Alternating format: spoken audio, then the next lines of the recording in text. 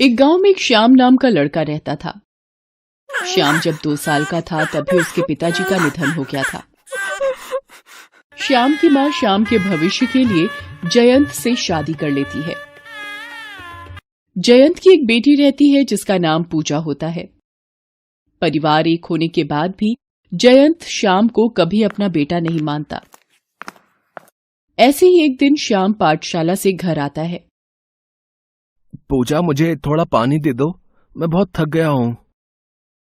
इतने में जयंत गुस्से में खड़ा होकर बोलता है, तू कौन सी मेहनत करके आ रहा है जो खुद पानी नहीं ले सकता?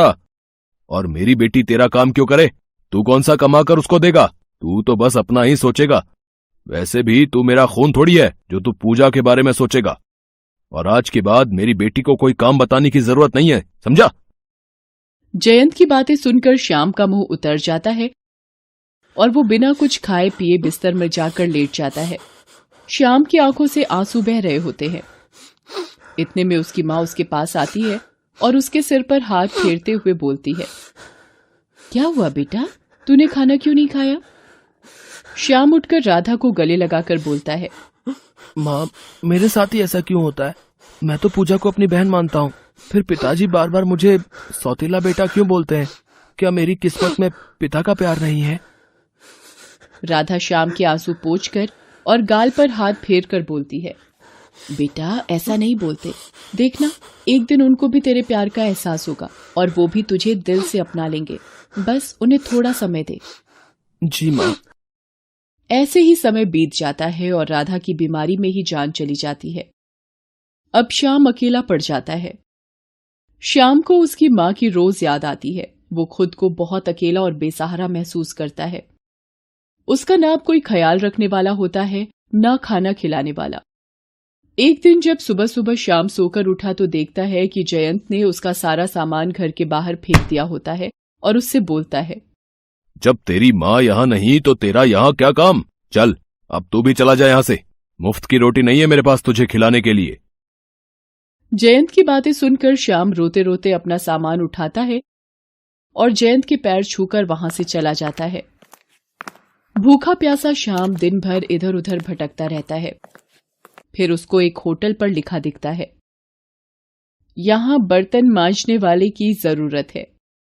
क्यों ना मैं यहाँ काम कर लूं, कुछ कमा भी लूंगा और खाने को भी मिल जाएगा। वैसे भी पूरा दिन हो गया, मैंने कुछ नहीं खाया। इस तरह वो नौकरी करने लगा और साथ ही साथ अपनी पढ़ाई भी करने लगा। वो दिन भर बहुत मेहनत करता है और रोज उसकी माँ को याद करता है। ऐसे ही दिन बीतते चले जाते हैं। श्याम की मेहनत रंग लाती है और वो गवर्नमेंट ऑफिसर का एग्जाम क्लियर कर लेता है और उसकी नौकरी जल विभाग में लग जाती है। उसकी पोस्टिंग उसके ही गांव में हो जाती है। गांव में पानी की बहुत परेशानी होती है। गांव वाले पानी की परेशानी लेकर जब जल विभाग के दफ्तर पहुंचते हैं तो वो वहां श्याम को देखकर बहुत खुश होते हैं कि उनके गांव का लड़का गवर्नमेंट ऑफिसर बन गया है। सभी लोग गांव में चल रही पानी की कमी के बारे में श्याम को बता देते हैं और श्याम उनकी समस्या को जल्दी ही खत्म करने का वादा कर देता है। उन सब में ही मुंशी जी भी श्याम से मिलते हैं। बेटा कैसे हो? ठीक हूँ मुंशी काका, आप कैसे हैं? हम भी ठीक ही हैं बेटा। तुमने इतनी तरक्की हासिल की है और हमारे गांव का नाम रोशन करा है। हमें तुम पर बहुत गर्व है बेटा। आज शाम को तुम हमारे घर आ रहे हो बेटा। देखो, अब मना मत करना।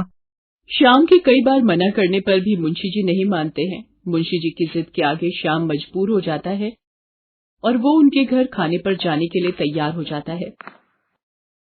शाम को जब श्याम मुंशी जी के घर पहुंचता है तो वो देखता है कि जयंत मुंशी जी के घर के बाहर खड़ा होता है और वो बहुत परेशान दिख रहा होता है। श्याम जयंत के पास जाता है, उसके पैर छूकर पूछता है, पिताजी, आप इतने परेशान क्यों लग रहे हैं? तुझसे मतलब? जयंत वहां से चला जाता है। उसके जाने के बाद श्याम मन में सोच रहा होता है, पिताजी इतने परेशान क्यों थे? श्याम मुंशी जी के घर में जाता है। मुंशी जी बैठकर हिसाब किताब देख रहे होते हैं। श्याम को सामने देखकर मुंशी जी बोलते हैं, अरे बेटा श्याम आ गए। आ जाओ आ जाओ। मुंशी जी और श्याम दोनों बैठकर खाना खाते हैं। फिर मुंशी जी श्याम से पूछते हैं, श्याम बेटा काम कैसा चल रहा है? मुंशी काका सब बढ़िया है, नौकरी भी अच्छी चल रही है। काका मुझे आपसे कुछ बात पूछनी थी। हाँ बोलो ना बेटा, अब क्या बात है? मैंने अभी पिताजी को आपके घर के बाहर जाते हुए परेशान सा देखा। बेटा अब क्या बताऊं, तुम्हारी बहन की शादी के लिए उनके पास पैसे नहीं है, सो उन्होंने अपना घर बेचने का मन बनाया है। उसी सिलसिले में आए थे। काका कितने पैसे चाहिए पिताजी को? 5 लाख। काका आप घर के कागज पिताजी को वापस दे दीजिए और पैसे मैं आपको अभी दे दूंगा, आप पिताजी को दे दीजिएगा।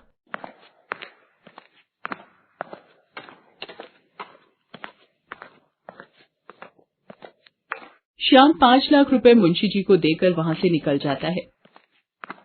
थोड़ी देर बाद जयंत पैसे लेने मुंशी जी के घर आता है। मुंशी जी पैसे।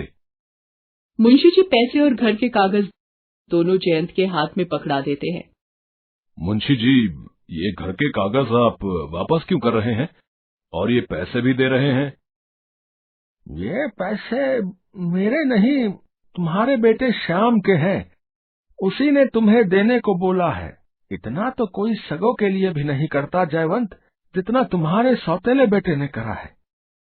मुंशी जी की बातें सुनकर जयंत की आंखों में आंसू आ जाते हैं और वो भागकर श्याम के घर जाता है और उसको आवाज लगाता है। श्याम बाहर आता है। श्याम को देखकर जयंत गले लगाकर बोलता है, श्याम बेटा मुझे माफ कर दो, मैं बहुत गलत था। पिताजी आप कैसी बातें कर रहे हैं? कभी कोई पिता अपने बेटे से माफी मांगता है? और ये तो मेरा फर्ज है, पूजा मेरी छोटी बहन जो है। इतना बोलते ही श्याम को उसकी माँ की बात याद आ जाती है कि एक दिन उसके पिताजी उसको जरूर समझेंगे और उसकी आंखों में आंसू आ जाते हैं। श्याम और जयंत दोनों घर जाकर जोर शोर से पूजा की शादी करवाते हैं और फिर श्याम जयंत को लेकर शहर चला जाता है और दोनों बाप बेटे साथ में रहने लग जाते हैं। रिश्ते खून से नहीं, दिल से निभाए जाते हैं।